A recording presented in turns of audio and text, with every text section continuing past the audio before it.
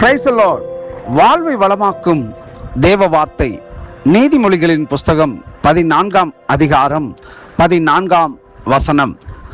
பின்வாங்கும் இருதயமுள்ளவன் தன் வழிகளிலேயும் நல்ல மனுஷனோ தன்னிலே தானும் திருப்தி அடைவான்.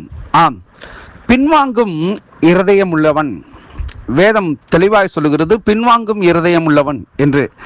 இதை யாரை சொல்லலாம் என்று சொன்னால், அதாவது கிறிஸ்துவை அறிந்து கிறிஸ்தவ வாழ்க்கையை செவ்வனே அவர்கள் வாழாமல் தங்களுடைய மனசும் மாம்சமும் விரும்புகிறவைகளை பெற முடியாமல் தங்கள் வாழ்க்கையில் ஏற்படுகிற குழப்பமான சூழ்நிலை மற்றும் இல்லாமை போன்ற காரியங்களினாலே அவர்கள் வாழ்க்கையில விரக்தியை அடைந்து தேவனை விட்டு, ஒருவேளை நாம் முந்திய நிலையில் இருந்தது போலவே இருந்திருக்கலாமோ என்று சொல்லி அவர்கள் கிறிஸ்துவை மறுதலிக்க கூடிய ஒரு நிலையாக அல்லது கிறிஸ்துவை விட்டு விலகக்கூடியவர்களாக காணப்படுகிறவருடைய நிலையை இந்த பகுதிகளிலே நான் பேச ஆசைப்படுகிறேன்.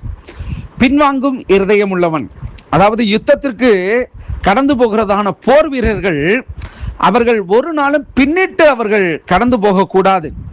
அவர்கள் எதிரிகளை நோக்கி எதிர்கொண்டுதான் போக வேண்டும் ஒழிய அவர்கள் ஒரு நாளும் புறமுதுகை காட்டி அவர்கள் ஓடி போகக்கூடாது. அதுபோலத்தான் இந்த உலக வாழ்க்கையில எத்தனையோ கஷ்டங்கள், நஷ்டங்கள், ஏமாற்றங்கள், தோல்விகள், இழப்புகள், அவமானங்கள், நிந்தைகள், இதை போன்ற சூழ்நிலைகள் எல்லோருடைய வாழ்க்கையிலையும் கடந்து வரும்.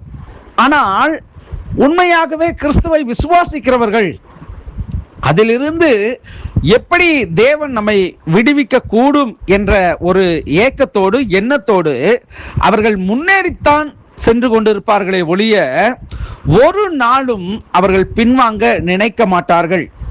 அதாவது பின்வாங்குகிறவர்கள் என்று சொன்னால் அவர்கள் ஒன்று தேவனை மறுதலிக்க கூடியவர்கள், மற்றொன்று தன்னை குறித்தே அவர்கள் சரியான நிலையை எண்ணாதவர்கள், தன்னை குறித்து ஒரு மேன்மையை அல்லது தன்னை குறித்ததான ஒரு வெற்றியாளனாக பாராதபடிக்கு அவர்கள் பின்னானவைகளை யோசிக்கக்கூடிய நபர்களாக அவர்கள் கடந்து போகிறார்கள்.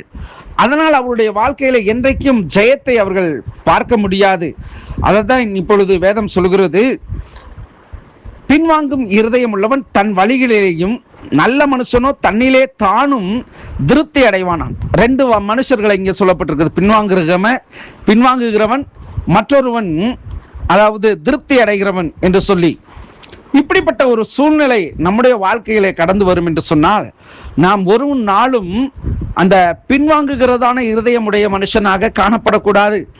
திருப்தி அடையக்கூடிய மனுஷனாய், திருப்தி நம்முடைய வாழ்க்கையிலே நிச்சயம் நாம் அடைவோம் என்கிறதுல எவ்வித சந்தேகமும் இல்லாமல் நாம் ஓடக்கூடிய நபர்களாய் காணப்பட வேண்டும்.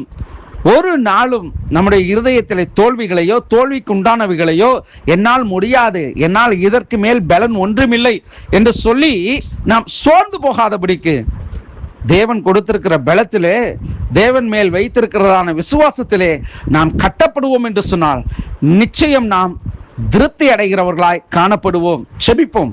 பரிசுத்தமுள்ள நல்ல தகப்பனே, ஆசீர்வாதமான இந்த நாளிலும் உம்முடைய கிருபையானது எங்களை சூழ்ந்திருக்கிறதற்காக நன்றி செலுத்துகிறோம். ஒரு நாள் முன்வைத்த காலை நாங்கள் பின்வைக்காதபடிக்கு எங்களுடைய கால்களை நீர் மான் கால்களைப் போல ஆண்டவரே திடமாக்குவீராக, பலப்படுத்துவீராக. ஆண்டவரே ஸ்தோத்திரம். எங்கள் வாழ்விலே நாங்கள் திருப்தி அடைந்து ஆண்டவரே ஸ்தோத்திரம் உம்முடைய நாமத்தின் மேல் விசுவாசம் வைக்கிறவர்களாய் ஆண்டவரே ஏற்றுக்கொண்டவர்கள் எத்தனை பேர்களோ அத்தனை பேர்கள் உம்முடைய பிள்ளைகளாகும்படியான ஒரு பாக்கியத்தை, அதிகாரத்தை எங்களுக்கு நீர் தந்திருக்கிறீர். ஒரு நாளும் உம்முடைய சமூகத்தையோ அல்லது உம்முடைய அன்பையோ அல்லது உம்மையோ விட்டு நாங்கள் ஆண்டவரே ஸ்தோத்திரம் இந்த உலகத்தின் மயக்கத்திலே, உலகத்தில் ஏற்படக்கூடியதான இழப்பின் மத்தியிலே நாங்கள் சோர்ந்து விட்டு ஆண்டவரே பின்வாங்காதபடிக்கு ஆண்டவரே எங்கள் விசுவாசத்திலே நாங்கள் காலூன்றி நிற்கத்தக்கதாக எல்லா நன்மைகளையும் ஆசீர்வாதத்தையும் அடைந்து தீர்க்கிறவர்களாக நாங்கள் முன்னோக்கி செல்ல எங்களுக்கு கிருபை தரும்படியாய் ஜெபிக்கிறோம். இந்த நாளை ஆசீர்வதித்தமைக்காய் ஸ்தோத்திரம். கிருபை சூழ்ந்து கொள்ளட்டும். கிறிஸ்து இயேசுவின் நாமத்தில் ஜெபிக்கிறேன் எங்கள் ஜீவனுள்ள நல்ல பிதாவே. ஆமேன், ஆமேன். God bless you. கர்த்தர் உங்களை ஆசீர்வதிப்பாராக.